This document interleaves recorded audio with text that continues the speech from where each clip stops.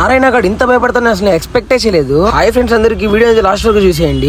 ఏంటంటే నేను నారాయణ కలిసి నిన్న లోన్ అమౌంట్ కట్టాలని బ్యాంక్ అయితే వెళ్ళాము. అలా వెళ్తూ ఉంటే మా ఫ్రెండ్ అయితే కలిసాడు. అలా మా వాడితో కలిసి కొంచెంసేపు మాట్లాడుతూ ఉండిపోయాం. ఎప్పుడు లేని మా వాడు అయితే చిన్న బైక్ అయితే పెట్టుకున్నాడు, అదే అవెంజర్. ఇప్పటికే టైం వచ్చేసి 1:30 అయిపోయింది. ఇంకెక్కడ బ్యాంక్ మూవ్ చేస్తారని చెప్పేసి నేనైతే సర్రమని బండి వేసుకుని అయితే వచ్చేసాను. ఇక నేను బ్యాంక్ వచ్చిన స్ట్రీట్ అయితే ఇది. మీరు ఎవరికైనా ఈ స్ట్రీట్ నేమ్ తెలుసుంటే మర్చిపోకుండా కమెంట్ చేసేయాలండి. ఇప్పుడు రష్ గా ఉండే బ్యాంక్ నిన్న చాలా ఖాళీగా ఉంది, అసలు క్యూవే లేదు. నేరుగా పోయేసి అమౌంట్ కట్టేసి అయితే వచ్చేసాము. ఇంకా అలా వస్తుంటే మా ఫ్రెండ్ అయితే మళ్ళీ వచ్చాడు. ఇక కలిసి చాలా రోజులైందని చెప్పేసి ఎయిర్ ఫోర్స్ కి అయితే వెళ్దామని చెప్పాడు, అదే గాలి తిరుగుడు. నారాయణ గాడికి అయితే గేర్ బండి తోలడం రాదు. ఇక ఎలాగో గాలి తిరుగుడే కదా అని చెప్పేసి మా ఫ్రెండ్ బైక్ అయితే నారాయణ డ్రైవ్ చేయమని చెప్పాను.